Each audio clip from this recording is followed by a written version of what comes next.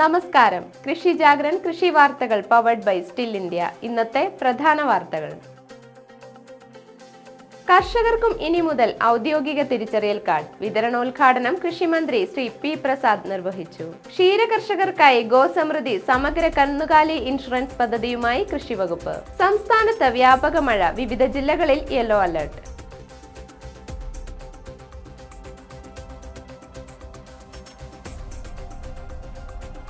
കർഷക സേവനങ്ങൾ ദ്രുതഗതിയിലും സുതാര്യമായും ഉപഭോക്താക്കളിൽ എത്തിക്കുക എന്ന ലക്ഷ്യത്തോടെ സംസ്ഥാനത്തെ കർഷകർക്ക് ഔദ്യോഗിക തിരിച്ചറിയൽ കാർഡ് ഏർപ്പെടുത്തി കൃഷിവകുപ്പ്. കാർഡിന്റെ സംസ്ഥാനതല വിതരണോദ്ഘാടനം സെപ്റ്റംബർ 9 തിങ്കളാഴ്ച വൈകുന്നേരം 3 മണിക്ക് അങ്കമാലി CSI ഹാളിൽ കൃഷിമന്ത്രി ശ്രീ പി പ്രസാദ് നിർവഹിച്ചു.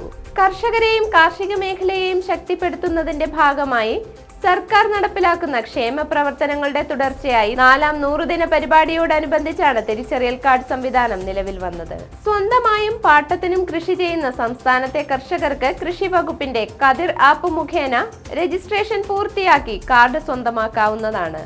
ബാങ്കുകൾ, ധനകാര്യ സ്ഥാപനങ്ങൾ എന്നിവിടങ്ങളിൽ നിന്ന് കാർഡ് കൈവശമുള്ള കർഷകർക്ക് വിവിധ സാമ്പത്തിക സഹായം, കാർഷിക വായ്പ തുടങ്ങിയവ ലഭ്യമാകുന്നതിന് പ്രയോജനകരമാകും. വിവിധ ഉൽപ്പന്നങ്ങൾ സബ്സിഡി നിരക്കിൽ സ്വന്തമാക്കാനും ഇൻഷുറൻസ് പദ്ധതി, പ്രകൃതിക്ഷോഭ നഷ്ടപരിഹാരം തുടങ്ങിയവയ്ക്കും കാർഡ് അവസരമൊരുക്കും. കൂടുതൽ വിവരങ്ങൾക്ക് ഡിസ്ക്രിപ്ഷൻ ബോക്സിൽ തന്നിരിക്കുന്ന ലിങ്കിൽ ക്ലിക്ക് ചെയ്യുക. ക്ഷീര കർഷകർക്കായി ഗോസമൃദ്ധി സമഗ്ര കന്നുകാലി ഇൻഷുറൻസ് പദ്ധതിയുമായി കൃഷിവകുപ്പ്. ഗോസമൃദ്ധി പദ്ധതിയിൽ അംഗമാകുന്ന ക്ഷീര കർഷകന് അപകട മരണമോ പൂർണ്ണമോ ഭാഗികമോ ആയ അംഗവൈകല്യമോ സംഭവിച്ചാലും അവരുടെ കാലികൾ മരണമടഞ്ഞാലും അവർക്കുണ്ടാകുന്ന സാമ്പത്തിക നഷ്ടം ഒഴിവാക്കുക എന്നതാണ് പദ്ധതിയുടെ ലക്ഷ്യം.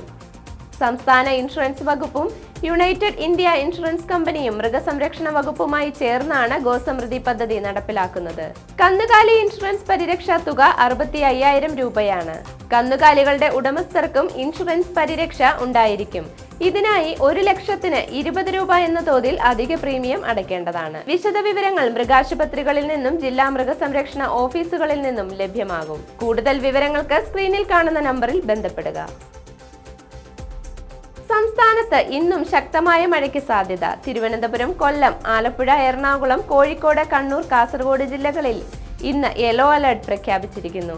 ഒറ്റപ്പെട്ട ശക്തമായ മഴയ്ക്കുള്ള സാധ്യതയാണ് പ്രവചിക്കപ്പെട്ടിരിക്കുന്നത്.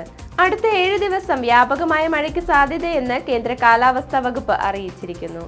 അതേസമയം കേരള, കർണാടക, ലക്ഷദ്വീപ് തീരങ്ങളിൽ മത്സ്യബന്ധനത്തിന് തടസ്സമില്ലെന്നും അറിയിപ്പിൽ പറയുന്നു. വാർത്തകൾ അവസാനിക്കുന്നു. നന്ദി.